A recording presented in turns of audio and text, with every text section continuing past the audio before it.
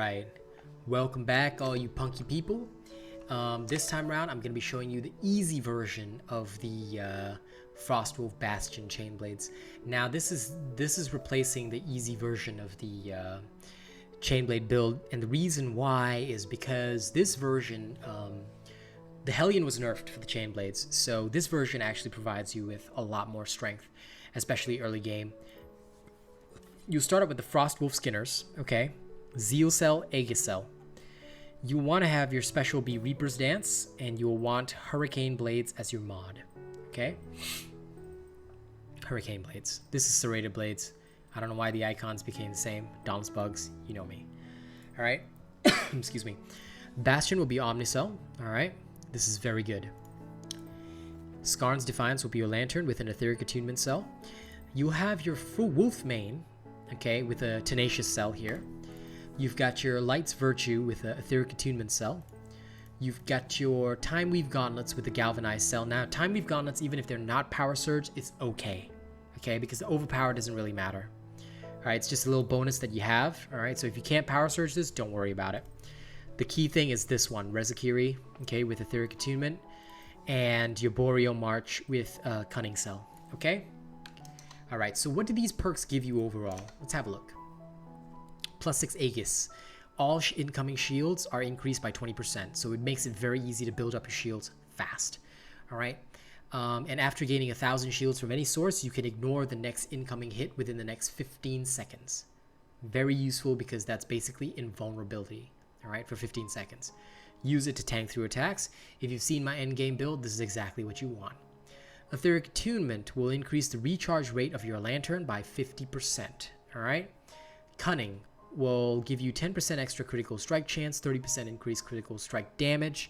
You've got your Galvanized with for every 50 shields you gain 1% bonus critical strike chance, 15% critical strike damage. Tenacious. With this build, you've got about 1,100 hit points.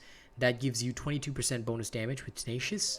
And Overpower, when you knock down the behemoth, you stagger it, you will gain bonus damage of 20%. And the Zeal Cell will help you improve the effectiveness of your Lantern. Alright? This is very useful because it'll just make your Lantern better. So you have more shieldings. Unlike the endgame build, you'll notice that this is more defensive in nature, and it's also designed, like I said, more toward beginner players. So I'm actually going to show you the effectiveness in a hunt under beginner circumstances. Now for beginners, I always recommend only 3 to 4 levels above you. So we're going to go to Thunderwatch. Alright, that's where we're going to go. The lowest creature will be 4 levels higher. The highest creature will be 11 minus 4 is 7 levels higher. Now again, I recommend hunting creatures about 3-4 levels higher than you for efficient leveling. 3 is the sweet spot. Alright. And now we're going to go do exactly that. We're going to show you that this build can smack down. Alright. And you'll see the extremely fast TDKs, time to kills. Similarly, if you've watched the gameplay, this is the exact same build that was in that gameplay video. Alright, it is fast, it is very strong. Alright, and it has plenty of defense power chalked in, but the only thing it doesn't have is self-healing. Alright, there is none of that in this build. So, if you want to heal, drink from the Aether Vents after fighting the behemoth, but you shouldn't need healing in the fight if you're playing it properly. Now the first creature I'm going to show you, I'm going to fight against, is this one, the Nezaga, that is level 11. So it is a good 7 levels above us, which means it's very strong. But we're going to show you that it's literally no problem. Alright? As long as you've got your shields, you've got no worries. Alright? It means literally no worries for the rest of your days. Okay, it's a problem-free philosophy. Hakuna Matata. Alright. All jokes aside, it's very, very easy to run this build. See, I had my invulnerability, so I just use that, jump on it, and basically I'm just building up my shields again. So we're already back up to like 450 shields, 500 shields. The creature is also chilled out, which means that it is now frozen, nice and solid. Alright, we slam down on it. Give it a nice little slam dunk. And you'll find it very easy to proc the chill element with this thing. So most creatures will end up chilled, which is very good. And that's what you want. You don't want a situation where the creature is attacking you at full speed. It's also very beneficial, once again, for beginners, because beginners tend to need that more than experienced players do. then there you go. Just keep using your Bastion and the creatures will just die off.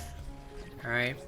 Now, we're going to go a little bit out of our way and fight the Flameborn Gnasher. I do realize we have an elemental advantage, but again, it is 7 levels higher than us. Alright, so I'm going to still show you the effectiveness of this against something like that. And I know a lot of players still have trouble with the Flameborn Gnasher. Alright. Fire is one of your biggest weaknesses on this build because you don't have any self-healing. Please keep that in mind. Alright, if you do need healing after combat, please drink from the Aether Vents, as I mentioned. Alright, it's very important to do that because this build does not contain any form of self-restore.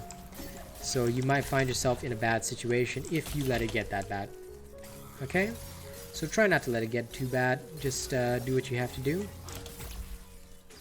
And if you do take a hit, that's okay. That's what your literally your whole dealio is there for. Now fire, to an extent, is not a bother. To an extent. I'll keep that in mind. It's still your biggest weakness, so please don't just fail to dodge because you've got Aegis on. Alright, if there's attacks that chain, for example the multiple stomps and stuff, that is going to hit you multiple times. So see, you'll get into trouble just like that. And that's when the fire is really going to break you. So make sure you don't just do things willy-nilly. Alright, think before you act. Act while thinking. Alright, and don't do stupid shit. This is one of the cases whereby, you see, although you've got that sick hit point buffer in terms of the shields, all of it can literally be wiped out by one big attack by a behemoth. And then you've got a slightly more risky scenario going on. Because what are you going to do?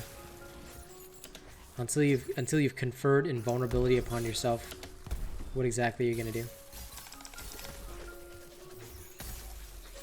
Okay, so now it's dead. You can go heal yourself.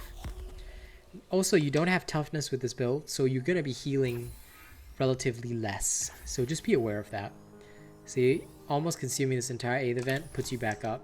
You can use potions if necessary, but this is just the style of this, right? It doesn't come with any self-healing. But still, it is highly effective, and it works very well. So as long as you're keeping up shielding and you're fighting creatures around 3 levels higher than you, you will be leveling very effectively. Alright, even if it's just 2 levels above you, your time to kill is going to be so short. Keep in mind, we just smoked these creatures that were 7 levels above us. Alright? So yeah. It's also a great way to learn how to dodge well. Alright? So thank you very much for listening to that explanation. I hope you enjoyed the video. If you like my content, don't forget to like, share, and subscribe. Every time you do, it helps me out. If you want to support the channel, you want to feed my family, you want to keep things going, drop a tip via the link in the description of the video. Send super thanks on YouTube. You can become a channel member and gain access to a variety of perks. Or, last but not least, please purchase Asian Robot merchandise. Okay? Thank you to the Throne of Honor. That's Puni Puni, OnlyFan, JP Best, Prestige, Zach NFG Prestige, The Forgotten Prestige. You guys are awesome. Let's also thank December's top supporters: Bravo7910, Crampy D, Johnny Nara, FNX Killer 43, Zavi Uzumaki, Randomo, Alien Frost 80, Kaz Manta, Zach NFG, Soul Crack, Galaxy Train, Kelvin Maxi, Puni Puni, Rogue Assassin, I'm a Boxhead, Viper 91.